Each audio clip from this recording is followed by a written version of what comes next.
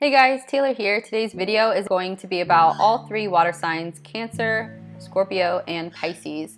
This is in slideshow format and it's not going to be very long or super in-depth. This is more of a study tool, a discussion tool to use with others, or just to practice critical thinking, because once you see all of the attributes of these water signs and how they come together and what purpose they all serve, I think it helps a lot with understanding where these energies are playing out in your chart and why.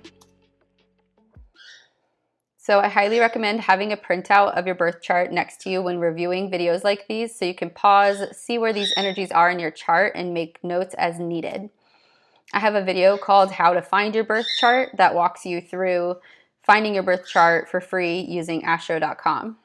So a link to this video will be in the description box below, or you can find it in the playlist Astrology Simply Put on my channel. So getting to know the characteristics of each sign opens up your ability to begin understanding your different planetary and house placements. For example, if you have Venus in Cancer, you will then take Cancer qualities and apply it to what Venus represents, which is how we give and receive love, how we socialize, what we value, and how we spend money. You will then also need to consider what house, area of life, the planet is in. For example, is it in the 4th house of home and family? Then consider what aspects are being made to the planet, if any. For example, is it conjunct, which means right next to another planet? So I always go through these little tips on remembering what each thing represents. So the planet is the what, sign is how, house is the where, and aspects give us details.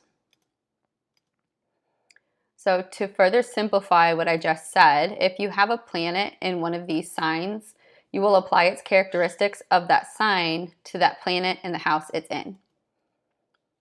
So here on the left, we have rising Cancer. The rising sign or ascendant will always be on the left side of the birth chart.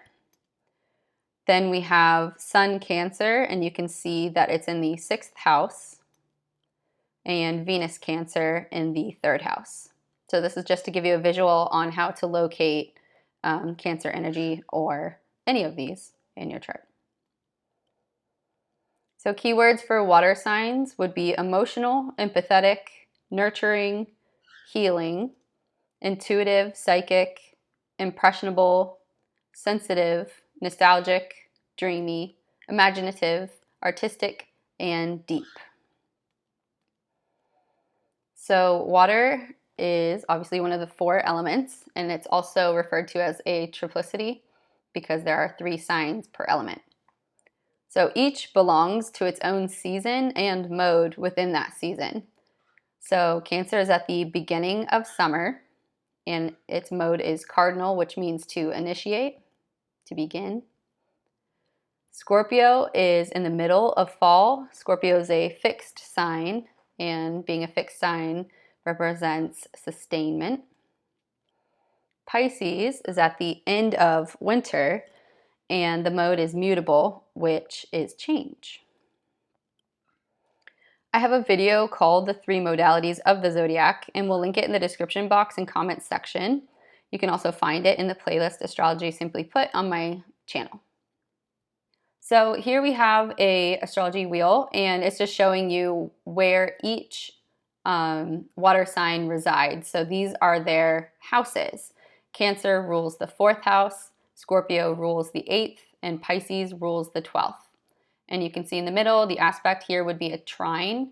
This is when the signs are of the same element and the energy is relatable, they understand each other, and they express themselves in a similar manner. So first of the water signs is Cancer. The season is the summer, which we said before. It's at the beginning of summer. The mode is cardinal, which means initiate, set the stage, set in motion, and ignite. The planet ruler for Cancer is the moon. This represents our instinctive emotional process, what we require to feel emotionally secure and stable, subconscious emotional patterns, and intuition. The archetypes for Cancer are the nurturer, the mother, and the empath.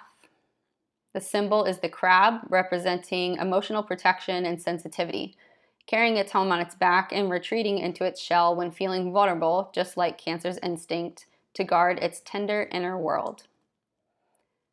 Cancer rules the 4th house of home, family roots, subconscious emotional patterns, and private life.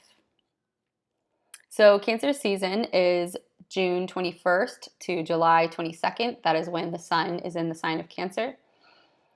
So a little brief definition. This obviously will not encompass all Cancer energy, but it's just a little description for to use as a study tool and as a discussion tool with. Cancer, ruled by the moon, is the nurturer. Deeply loyal and protective, Cancer energy is centered around home, emotional safety, and close bonds.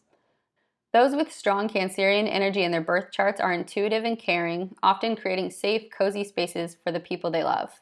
When balanced, this energy brings emotional intelligence and deep empathy. When out of balance, it can become moody, overly guarded, and stuck in the past. Cancer teaches us how to nurture, protect, and honor the deep emotional roots that connect us to home and loved ones. So next up is the second of the water signs, it's Scorpio. Scorpio is in the middle of fall. The mode is fixed, which means to sustain, maintain. It's steadfast and dedicated. The planet ruler is Pluto. This planet represents where we experience deep transformation, the potential for profound healing and rebirth through letting go of what no longer serves us, power struggles, and obsession. And this is the modern ruler. Before Pluto was discovered, Scorpio was co-ruled by Mars, which also rules Aries. The archetypes for Scorpio are the alchemist, the phoenix, and the detective. Symbol is the scorpion. This represents intensity, self-preservation and protection, and the ability to strike with precision when threatened. Scorpio rules the 8th house, which is an area of life. You know, house is the where. So it represents shared finances, debts, cycles of death, rebirth, and transformation, depth psychology, secrets, mysteries, taboo, and the occult studies. Scorpio, ruled by Pluto and Mars, is the emotional transformer. This sign feels everything intensely and is drawn to what lies beneath the surface: truth, power, and deep emotional connection. Scorpio energy is courageous and loyal, capable of great healing and inner strength. But its shadow can be secretive, possessive, or controlling when it feels unsafe or betrayed. Scorpio teaches us how to turn pain into power and endings into rebirth. Third of the water signs is Pisces. The season is winter, and it's at the end of winter. The mode is mutable, which means change, adapt, and flow. The planet ruler is Neptune. Neptune represents spiritual connection, imagination, dreams, unconscious patterns, and escapism. The archetypes for Pisces are the healer, the dreamer, and the poet. You could probably also say the artist. The symbol for Pisces is 2 fish, swimming in opposite directions to represent its pull between dreams and reality, with the line connecting them, showing how both worlds are linked.